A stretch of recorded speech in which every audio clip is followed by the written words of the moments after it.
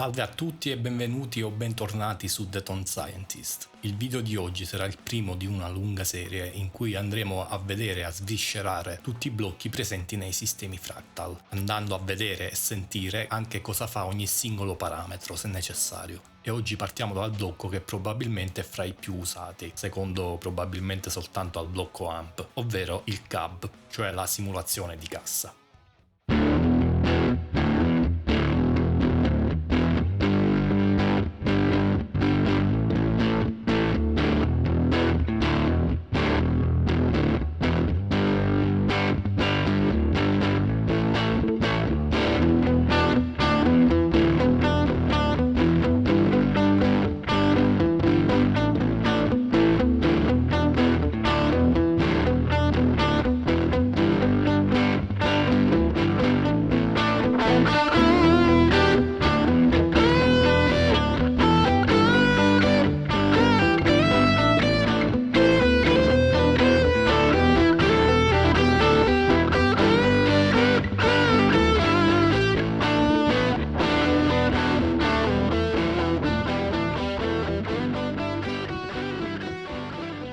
Tutti i dispositivi fractal, ma ormai anche in molti altri come la INSIX, Kemper, Quad Cortex, ma anche in quelli economici cinesi, la simulazione di cassa viene eseguita tramite gli IR, ovvero gli Impulse Response, che in italiano significa risposta all'impulso. Ma cosa sono gli IR? Intanto dobbiamo chiarire cos'è un impulso. Un impulso non è nient'altro che un transiente, ovvero un singolo burst di segnale che dura un campione o poco più, come un colpo di pistola o un palloncino che scoppia. È un impulso, un transiente per loro stessa definizione, contengono informazioni sull'intero spettro di frequenze. La risposta all'impulso invece non è altro che il modo in cui qualsiasi dispositivo come un equalizzatore, una cassa appunto o anche una stanza va a modificare la risposta in frequenza di questo impulso, ovvero l'equalizzazione, ma anche cosa succede negli istanti seguenti a quell'impulso. Infatti, al contrario di quanti molti pensano, un IR non contiene soltanto informazioni sulla risposta in frequenza come un semplice filtro o un equalizzatore,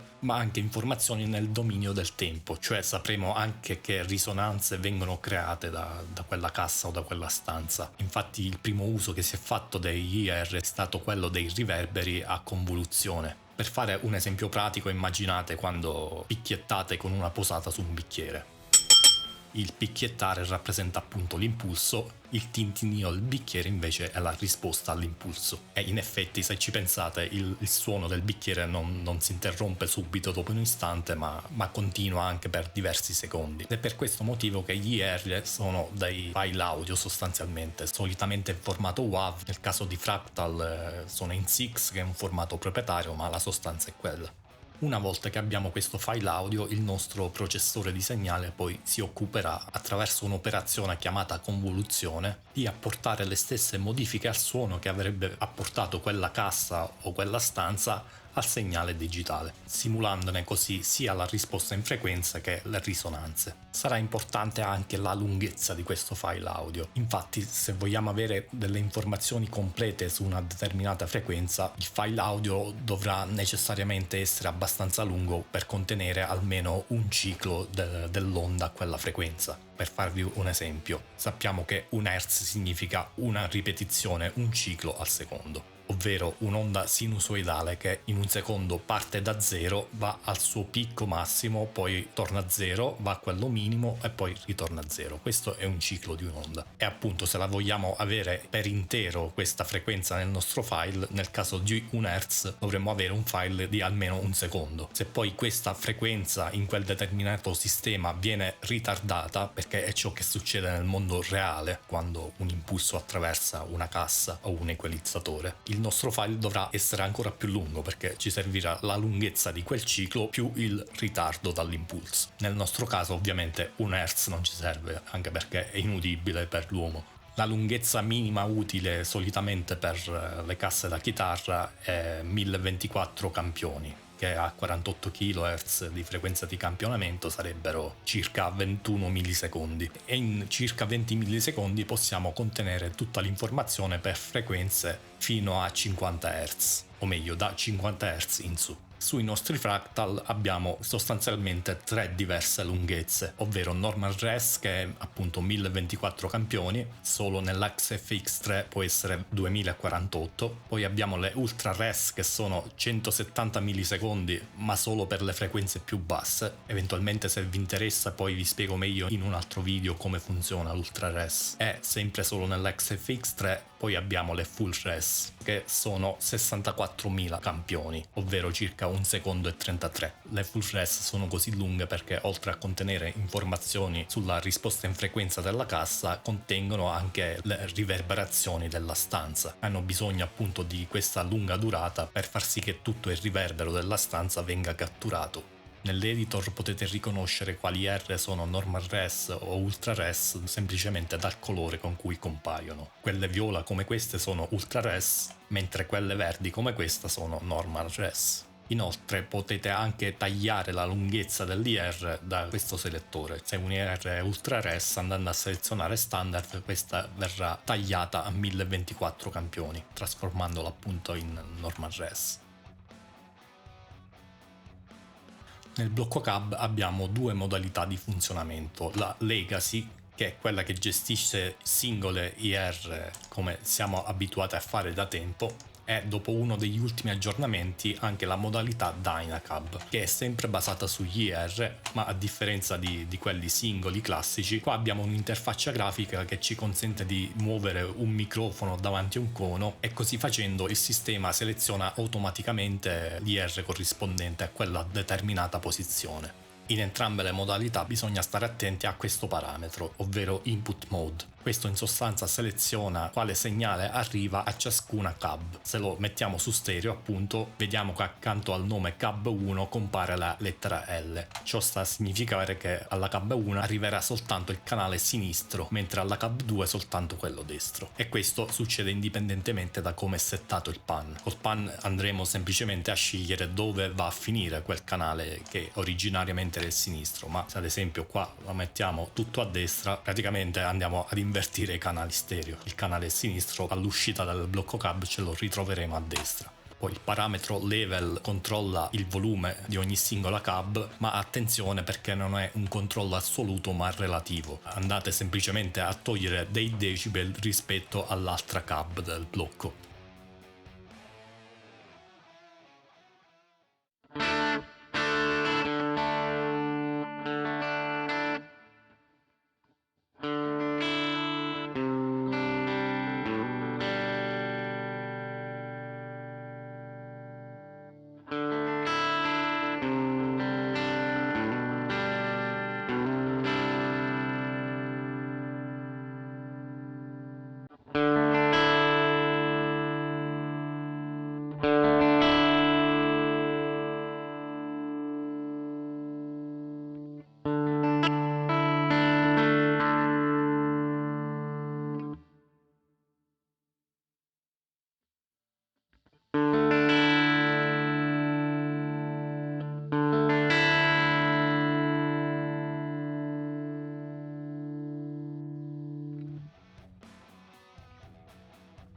Poi abbiamo i parametri low cut e high cut, che non sono nient'altro che dei filtri passa alto e passa basso, e che sono utilissimi per andare ad equalizzare il suono in uscita dalla cassa, in quanto specialmente con IR che sono state catturate con microfoni piazzati molto vicini alla cassa, spesso avremo un eccesso di basse e alte frequenze rispetto a quelle che sentiamo quando ascoltiamo la cassa dal vivo con le nostre orecchie. Quindi questi due parametri ci aiutano ad andare a tagliare queste frequenze per renderle più gestibili. Il proximity invece non è altro che uno shelf filter, ovvero un filtro a scaffale che va a boostare le basse frequenze per simulare l'effetto prossimità di un microfono, ma io solitamente questo lo lascio a zero perché di basse il 99% delle IR ne hanno già abbastanza. Poi sempre nel blocco cab troviamo la sezione preamp, che appunto simula un preamplificatore microfonico, visto che quando si microfona una cassa nel mondo reale solitamente appunto si usa un preamp per preamplificare il microfono. E qua troviamo diversi tipi, da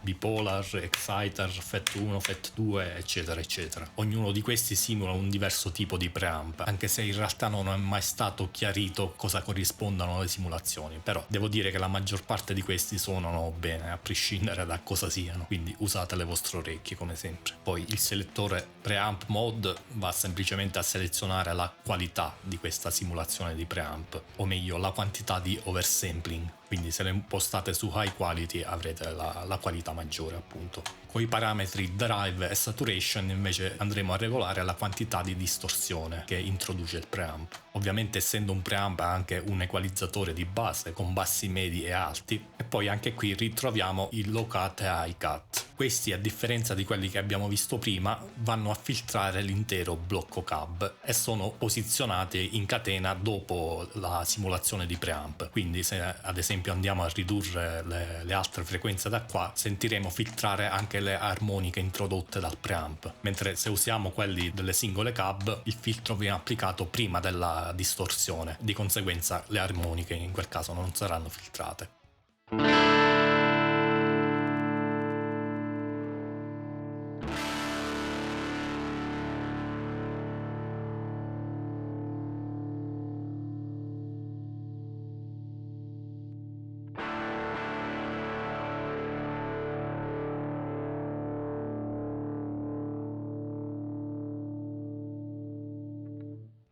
Se andiamo ad usare invece quelli di prima per le singole cab, verranno appunto applicate soltanto al singolo IR dello slot, cioè in questo caso cab 1L. Inoltre i filtri saranno applicati prima della simulazione del preamp, quindi non andranno a filtrare tutte le armoniche generate dal preamp.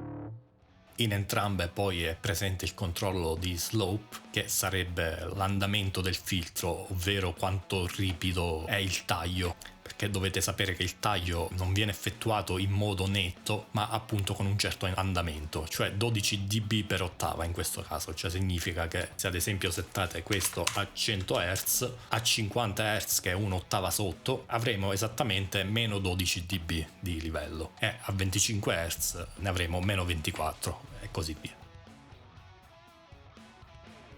Poi troviamo la pagina Room Air. La sezione Room non è altro che un piccolo riverbero che però introduce soltanto le prime riflessioni del riverbero, quindi non potremo avere dei riverberi lunghi con questa funzione. Serve più che altro per dare un certo realismo agli IR che non contengono informazioni sulla stanza, ovvero quelli nei formati più corti, cioè non full res. E qui possiamo andare a regolare il livello del riverbero, dimensione della stanza, che sarebbero diciamo un po' la lunghezza del riverbero, o meglio quante queste riflessioni sono sparse. Poi floor reflections va a simulare le riflessioni sul pavimento. Room diffusion va ad addolcire un po' il suono del riverbero, in sostanza fa sì che ogni singola riflessione sia più sbiadita e quindi non venga percepita appunto come un singolo eco. Si crea diciamo questa nuvola di riverberazioni. LF dumping e HF dumping vanno semplicemente ad attenuare le basse frequenze e le alte frequenze del riverbero. Mic spacing regola l'ampiezza stereo del riverbero.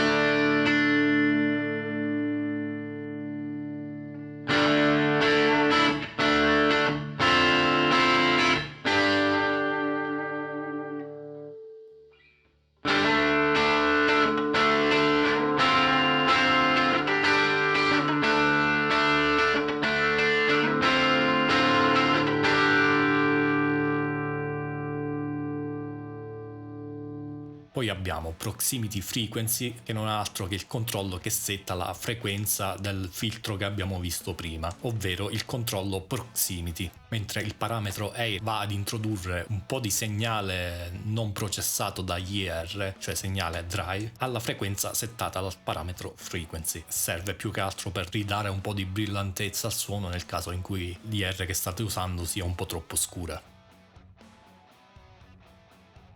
Infine, nella pagina Line potete visualizzare e andare a spostare nel tempo l'allineamento fra le due IR. Questa è una cosa che si usa spesso in studio, perché disallineando la fase di due microfoni si crea l'effetto confiltering, ovvero certe frequenze vengono cancellate, altre enfatizzate. In questo modo si riesce ad ottenere un suono un po' particolare.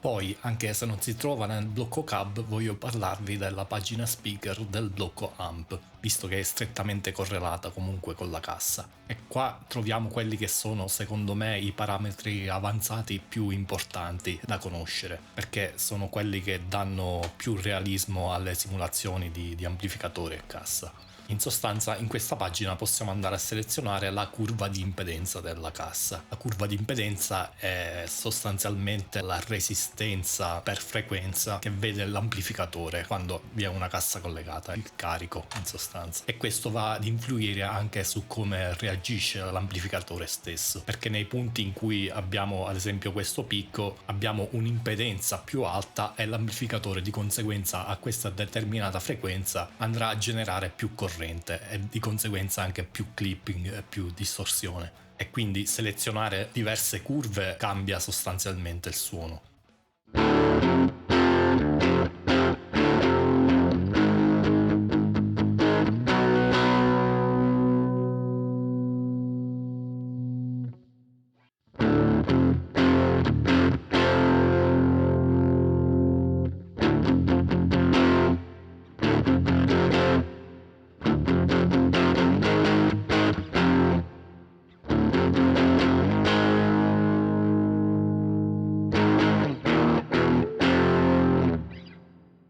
Poi tutti gli altri parametri sono per personalizzare la curva di impedenza. Ad esempio, se vado ad abbassare l'EF reso va ad abbassare questo picco, se abbasso cab resonance si abbassano tutti sti picchi piccolini nel mezzo della curva, che sono quelli dovuti proprio alle risonanze del legno della cassa. HF reso invece è il picco sulle alte frequenze. Poi, se avete una cassa vera, sappiate che potete anche misurare la curva di impedenza per cercare di replicarla al meglio nel vostro fractal, in modo che quando suonate con finale e cassa avrete la curva di impedenza giusta per la vostra cassa e ne guadagnerete in realismo. Se volete sapere come si fa, scrivetemelo nei commenti, così faccio un video dedicato. Purtroppo con gli IR tradizionali difficilmente troverete una curva corrispondente alla cassa da cui è stato catturato l'IR, mentre con le Dynacab hanno aggiunto questa funzione Auto Dynacab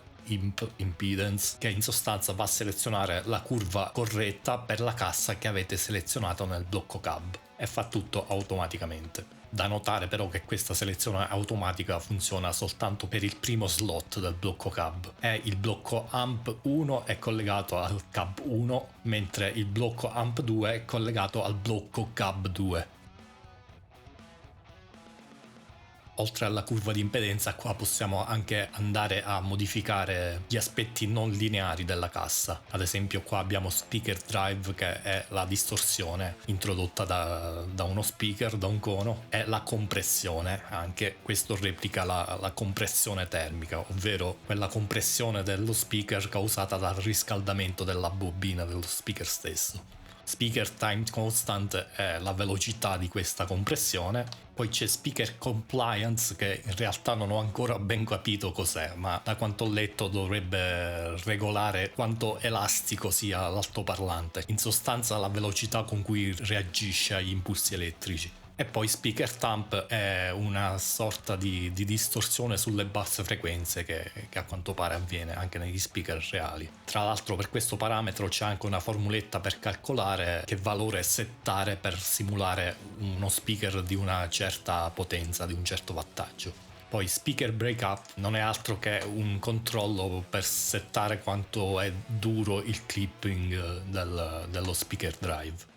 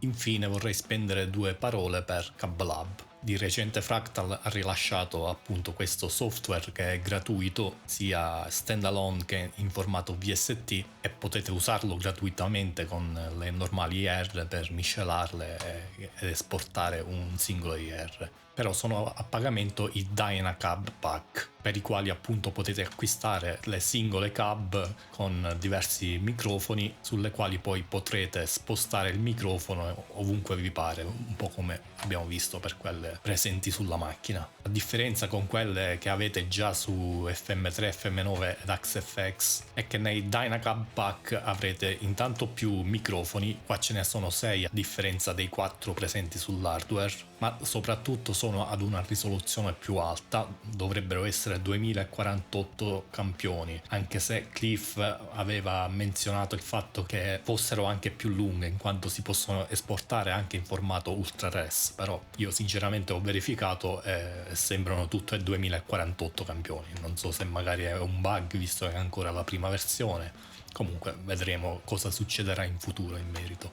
Comunque oltre a questo c'è anche molta più libertà di movimento per il microfono rispetto all'hardware, nel senso che qua il microfono lo potete posizionare in qualsiasi punto sulla superficie del cono, potete andare in tutte le direzioni, a differenza dell'hardware dove invece avete a disposizione un solo asse dal centro al bordo in una sola direzione che hanno scelto loro. Inoltre anche il range della distanza è più ampio, in quanto qua potete andare fino a 31 cm di distanza, mentre sull'hardware arriva solo fino a 24. Ora, non so se per voi ne vale la pena andare a comprare questi cab pack, perché comunque già quelli presenti sulle macchine danno molta versatilità. Magari questo plugin, questo programma può essere più utile per chi registra spesso, oppure per chi vuole crearsi mix di diversi IR e poi esportarne uno solo da caricare sulle macchine. Quello già vi fa risparmiare un po' di CPU.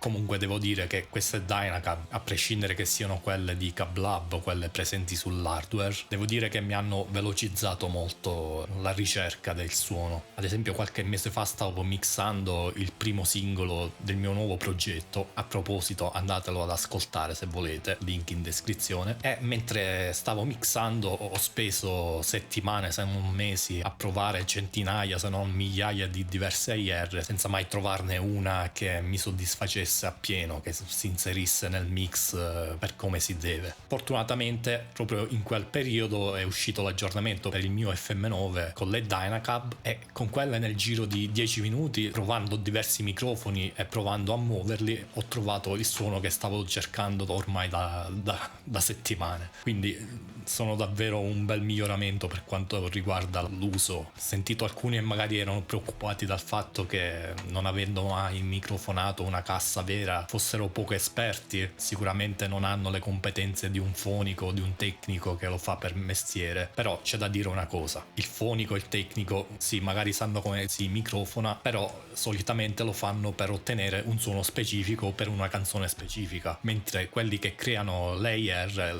lo fanno in modo, diciamo così, generico.